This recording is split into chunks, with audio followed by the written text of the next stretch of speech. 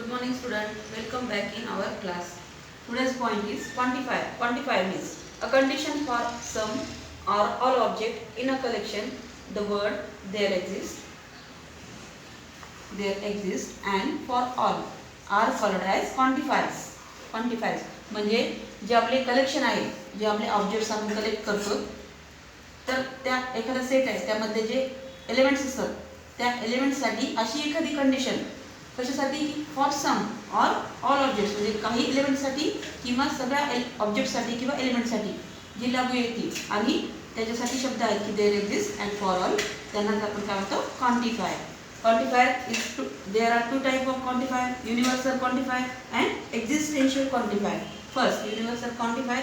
बघा, a quantifier is denoted by a symbol for all म्हणजे की हे उलटा a सारखं हे सिम्बॉल आहे आणि त्याला आपण फॉर ऑल असं रीड करायचं, असं वाचन करायचं त्याचं.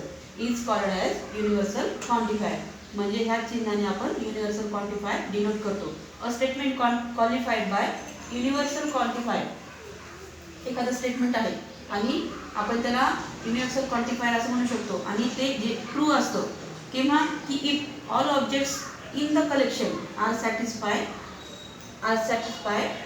The condition. बघा म्हणजे युनिव्हर्सल क्वांटिफायर ट्रू केव्हा असतं की जेव्हा all objects in the collection satisfy the condition म्हणजे सगळे ऑब्जेक्ट जेव्हा जी कंडिशन जी पण दिलेली असेल ती सॅटिस्फाय होत असेल तेव्हा ते ट्रू असतं असं आपण म्हणू शकतो. आणि it is false if at least one object in the collection does not satisfy the condition म्हणजे आपल्या कलेक्शनमधील ॲटलिस्ट वन म्हणजे एक सुद्धाही ऑब्जेक्ट जी कंडिशन दिली आहे ती सॅटिस्फाय करू शकत नाही तेव्हा ते फॉल्स असतं. एक्झाम्पल बघा, example for all A is equal to into bracket 1 2 3 4 these are elements of a set. For all x is greater than 5 म्हणजेच बघा आता आपले जे ए सेट आहे त्याचे एलिमेंट दिलेत 1 2 3 4 दिलेले आहेत आणि आपली कंडिशन दिली आहे की x इज ग्रेटर दॅन 5 म्हणजे 5 पेक्षा हा जो x आहे, x म्हणजे की आपले यातले एलिमेंट 1 2 3 4 यापैकी कोणता एलिमेंट असू शकतो. म्हणजे आपण suppose x 1 is greater than 5 असं घेतलं तर कंडिशन सॅटिस्फाय होते का? होते सॅटिस्फाय. म्हणजे 1 इज ग्रेटर दॅन 5 सॅटिस्फाय होते का? बघा नाही होत. म्हणजे तेव्हा आपण याला काय म्हणू शकतो? फॉल्स म्हणू शकतो. Second type existential quantifier. A quantifier is denoted by symbol there exist म्हणजे उलटा E. It is mirror image of E, capital letter E आणि त्याला आपण रीड करायचं की there exist is called as existential quantifier. A statement is true. बघा हे existential जे क्वांटिफायर आहे ते ट्रू केव्हा असतं की if at least one object in the collection is satisfy the condition म्हणजे ॲटलिस्ट वन एक ऑब्जेक्ट जेव्हा जी दिलेली कंडिशन सॅटिस्फाय करतो तेव्हा ते ट्रू असतं. आणि फॉल्स केव्हा असेल इफ नो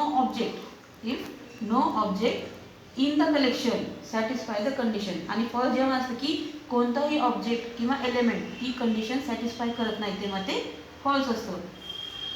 बघा युनिव्हर्सल आणि एक्झिस्टेन्शियल क्वांटिफायरमध्ये काय फरक आहे?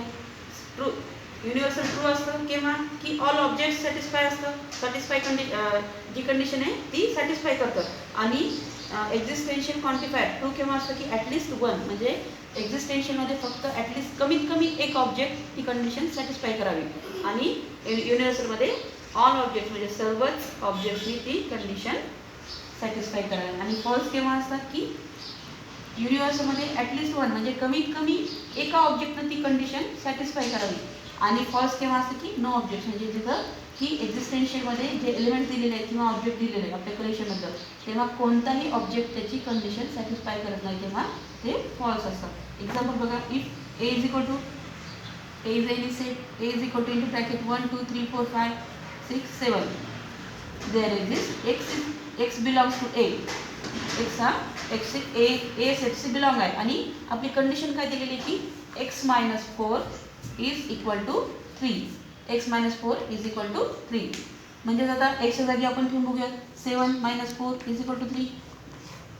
बरोबर आहे. म्हणजे 7 minus 4 is equal to 3 म्हणजे कोणता पण एलिमेंट ॲटलिस्ट वन, आपली कंडिशन काय बघा, at least one object satisfy the given condition. म्हणजे ॲटलिस्ट वन म्हणजे 7 जो ऑब्जेक्ट आहे आपला तो आपली जी गिवन कंडिशन आहे की इज इक्वल टू 3 हे सॅटिस्फाय करतो.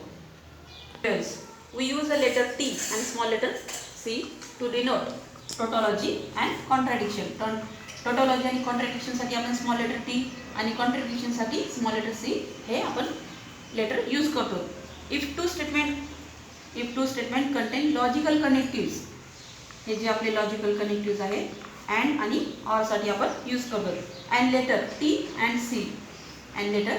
and C जे की आपण टॉटॉलॉजी आणि कॉन्ट्रॅडिक्शन साठी यूज करतो. They are said to be duals of each other. If one of them obtained from the other by interchanging disjunction with conjunction and T with C.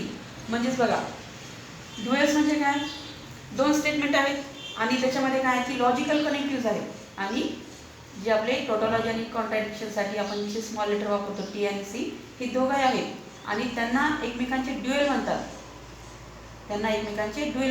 का की जेव्हा ते एकमेकांसोबत इंटरचेंज होतात म्हणजे की डिजंक्शन विथ कंजंक्शन आणि कंजंक्शन विथ डिजंक्शन असे इंटरचेंज होत असेल आणि त्यासोबत T with C with T म्हणजे दोघे एकमेकांसोबत इंटरचेंज होत आहेत. कंजंक्शन आणि डिजंक्शन आणि कॉन्ट्राडिक्शन आणि टोटॉलॉजी, तेव्हा आपण त्यांना काय म्हणू, एकमेकांचे duals. Example, duals of P disjunction Q is equivalent to P conjunction Q. म्हणजे बघा इथे फक्त सिम्बॉलचा फरक आहे. P disjunction Q is equal to P conjunction Q. म्हणजे याचं ड्युएल्स काय आहे की आपल्याला फक्त सिम्बॉल चेंज करायचं. म्हणजे आपण आपल्या डेफिनेशनमध्ये सांगितलेलं आहे की डिजंक्शनच्या जागी कंजंक्शन येणार. सेकंड बघा, T disjunction P is equal to C conjunction Q.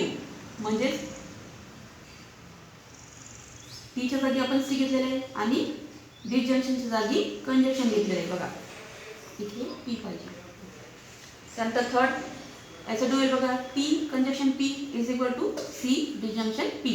म्हणजे T च्या जागी आपण C घेतलेलं आहे आणि कंजंक्शनच्या जागी डिजंक्शन घेतलेले आहे. आणि P किंवा Q हे जे आपले लेटर्स आहेत, स्टेटमेंट लेटर्स, ते ॲज इट इज आपल्याला घ्यायचे आहे. एक्झाम्पल बघा, first P conjunction Q bracket close disjunction R is equal to, बघा आता याचं ड्युएल बघा, P डिजंक्शन Q. आता हे सिम्बॉल आणि हा सिम्बॉल आपण चेंज केलेला आहे, इंटरचेंज केलेलं आपण. ब्रॅकेट क्लोज कंजंक्शन R आणि आपण हे डिजंक्शनच्या सिम्बॉलच्या जागी आपण कंजंक्शन घेतलेलं आहे. म्हणजे हे जो पूर्ण स्टेटमेंट आहे त्याचं आपण ड्युएल्स पाहिलेलं आहे. This point, negation of compound statement.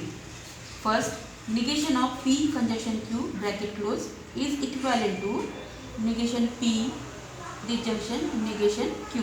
म्हणजे बघा आपल्याला जे कंपाऊंड स्टेटमेंट दिलेत त्यांचं निगेशन घेतलं तर आपल्याला काय चेंज होतो, जेव्हा दोघांचंही आपण निगेशन घेतलं त्यावेळेस प्रत्येक जे लेटर आहे P आणि Qच्या समोर निगेशन सिम्बॉल लागलेले आणि हे जे आपलं ड्युएल्ससारखं, ड्युएल्स म्हणजे की आपण जेव्हा कंजंक्शनच्या जागी डिजंक्शनचा सिम्बॉल घेतो आणि हा फॉर्म्युला जो आहे तो लक्षात ठेवा. नंतर सेकंड बघा, negation of P disjunction Q is equivalent to, same वरचा जसा आपला फॉर्म्युला होता सेम त्याच्याप्रमाणेच आपल्याला घ्यायचं की negation P conjunction negation of Q. बघा third, negation into bracket P implies Q bracket close is equivalent to, बघा P इम्प्लाइज Qचे negation P conjunction negation Q. हा देखील महत्त्वाचा, याला लक्षात ठेवा. Fourth, negation into bracket P biconditional Q bracket close is equivalent to, बघा आता निगेशन बाय कंडिशनल आहे. बाय कंडिशनल म्हणजे काय, negation into bracket P implies Q conjunction into another bracket Q implies P bracket close. बाय कंडिशनलचा हा महत्त्वाचा rule आहे आणि त्याच्यामध्ये आपण चेंजेस करू शकतो. त्याच्यानंतर बघा, हा निगेशन सिम्बॉल आहे, तो ब्रॅकेटमध्ये घेऊन जा. Negation into bracket P implies Q. इथे सिम्बॉल चेंज होत आहे. कंजक्शनच्या जागी डिजंक्शन, म्हणजेच बघा disjunction negation into bracket Q implies P. आपण फक्त सिम्बॉल्समध्ये नेलेले आहेत. ब्रॅकेटच्या प्रत्येक ब्रॅकेटसमोर आपण निगेशनचं सिम्बॉल घेतलेलं आहे आणि याच्या जागी आपण कंजक्शनच्या जागी डिजंक्शन सिम्बॉल आलेलं आहे. त्यानंतर इज इक्विव्हॅलेंट टू, म्हणजेच हा जो आपला रूल आहे थर्ड रूल, आणि म्हणजे हा रूल आपण कुठून घेतला की सेकंड रूलपासून घेतलेला आहे. त्याच्यानंतर आपल्याला थर्ड रूल जो आहे तो यूज करायचा आहे. बघा हा रूल काय आहे की ह्या रूलनुसार पी कंजक्शन निगेशन क्यू, त्यानुसार आपल्याला लिहायचं आहे की जेव्हा इम्प्लिकेशन असतं पी इम्प्लिकेशन क्यू तेव्हा P conjunction negation Q bracket close. हा सिम्बॉल जसेल तसंच राहील. नंतर into bracket Q conjunction negation P, आणि हा महत्त्वाचा फॉर्म्युला. हे जे फॉर्म्युला, हे जे चारही रूल जे आहेत ते इम्पॉर्टंट आहे आणि ते समजून घेण्याचा प्रयत्न करा. Inverse, converse and contrapositive. From implication of P implies Q, we obtain a three implication. First, converse of P, converse, inverse and contrapositive. Converse of P implies Q is equivalent to Q implies P. म्हणजेच converse P implies Q चा converse काय? Q implies P, आणि Q implies P याचा converse काय होईल? P implies Q. Second, inverse of P implies Q is equivalent to negation P implies negation Q. म्हणजे P implies Q चं inverse काय की negation P implies negation Q, आणि असं असेल Q implies P चा इन्व्हर्स काय असेल? याची उलटी क्रिया. त्यानंतर third, contrapositive of P implies Q is equivalent to negation Q implies negation P. म्हणजे जेव्हा आपण इम्प्लिकेशन पाहतो त्या इम्प्लिकेशनमध्ये आपल्याला थ्री इम्प्लिकेशन मिळत आहे की converse of P implies Q, inverse of P implies Q and third contrapositive of P implies Q. आणि हे जे आहे राईट साईड त्याची काय आहे की कन्वर्स आहे. त्यानंतर म्हणजे हे याचं कन्वर्स आहे, हे याचा कॉन्ट्रापॉझिटिव्ह आहे आणि इन्व्हर्स आहे, आणि हा जो आहे राईट साईड हा लेफ्ट साईडचा कॉन्ट्रापॉझिटिव्ह आहे आणि याचा कॉन्ट्रापॉझिटिव्ह राईट साईड आहे. बघा